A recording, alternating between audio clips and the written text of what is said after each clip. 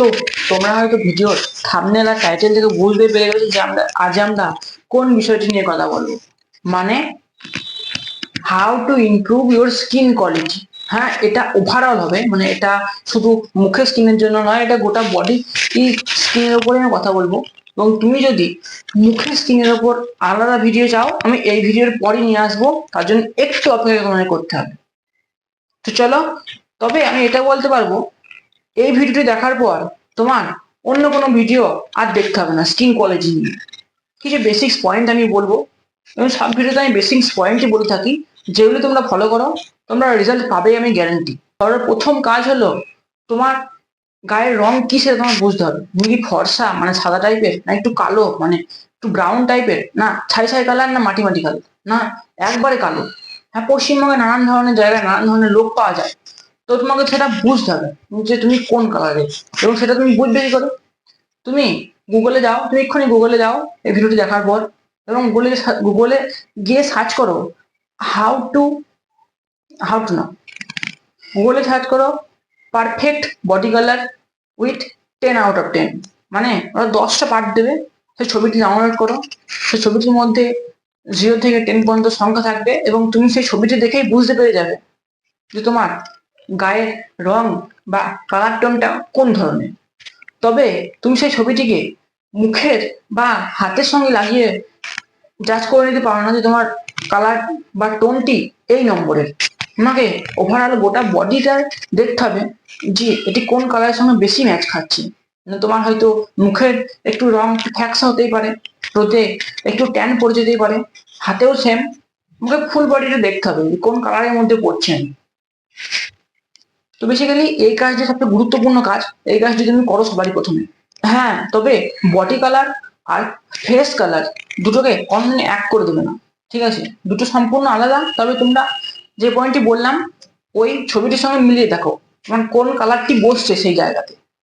এবার তুমি হয়তো এগুলি করার পর বুঝতে পেরে গেছো তোমার কোন কালার টোন এবং কোন টোনের মধ্যে পড়ছো। তো এবার বেসিক্যালি কিছু কাজ আমি দিচ্ছি, সেই কাজগুলি করো, দেখবে তোমার স্কিন, তুমি হয়তো 7-এর মধ্যে আছো, তুমি 6 বা 5-ও যেতে পারো, ঠিক আছে? সেই কাজগুলো তোমাকে করতে হবে ডেলি রেগুলার।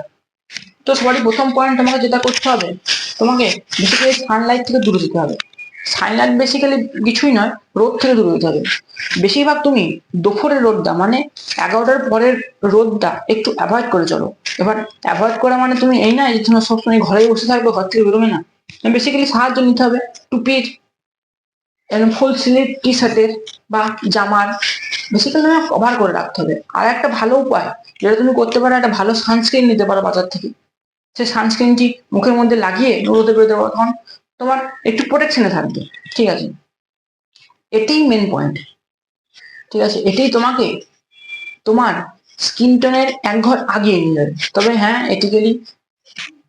হ্যাঁ, এটি মানে 1 মাস করলে রেজাল্ট পাবো তাই নয়, তোমাকে কাজটি করে যেতে হবে, মানে বন্ধ করলে হবে না যে 7 দিন করলাম 8 দিনের দিন নেক্সট আমার স্কিন আগের থেকেও একটু ভালো হয়েছে তো আমি কাজটি বন্ধ করে দেবো না।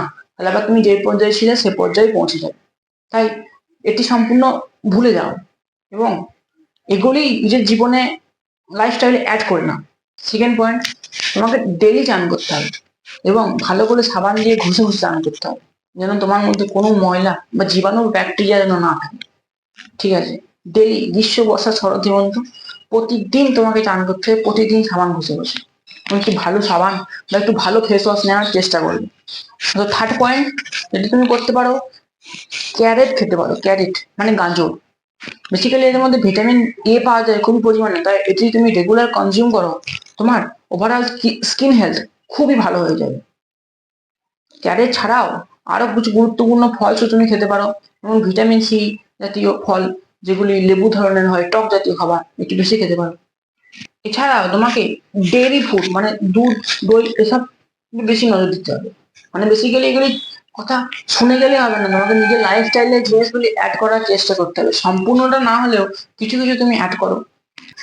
আর সব থেকে গুরুত্বপূর্ণ আর মেন পয়েন্ট হচ্ছে জল। তোমাকে 3 লিটার মিনিমাম জল খেতেই হবে, সে গ্রীষ্ম হোক, বর্ষা হোক, শরৎ বা হেমন্ত হোক। 3 লিটার মিনিমাম জল তোমাকে পান করতে হবে ডেলি। এবার তুমি ম্যাক্সিমাম বর্ষাকালে 3 লিটার খেতে পারো, কিন্তু আমাকে ম্যাক্সিমাম গ্রীষ্মকালে একটু বেশি খেতে হবে, কারণ এই সময় জলের কনজাম্পশনটা অনেক কম হয়ে যায়। তাই তোমাকে তোমার হিসাবে জল পান করতে হবে, তোমার বডির হিসাবে। এবং তোমরা জানোই হয়তো বডিতে 70% আমাদের জলই স্টোর হয়। তবে এই কথাগুলি শোনার পর একটা জিনিস সবসময় মাথায় রাখবে, তুমি যে কালার টোন নিয়ে জন্মগ্রহণ করেছিলে, তখন তোমার যে কালার টোনটি ছিল সেই কালার টোনটি তোমার সারা জীবন তোমার সাথে থাকবে। এবার তুমি হয়তো সেই কালার টোনটি নষ্ট মানে পেছনে যদি 7 থাকে তাহলে 8 থেকে 9 হয়ে যাওয়ার থেকে রুখতে পারো, তবে তুমি কখনোই একের কাছাকাছি যেতে পারো না, মানে 1 বা 2 হতে পারো না। ঠিক আছে, তুমি 5-এও আসতে পারো এবং 6-এও আসতে পারো, কিন্তু তোমার সাথে থাকো। তবে তুমি 1-2-এ কোনোদিন আসতে পারবে না, এটা সম্পূর্ণ ভুল ধারণা। এটা সমস্ত ইউটিউবাররা বলবে, কিন্তু আমি এর একবারে খিলাফি। তো এই কাজগুলি করো। and thank you for watching this video. Chalo, goodbye.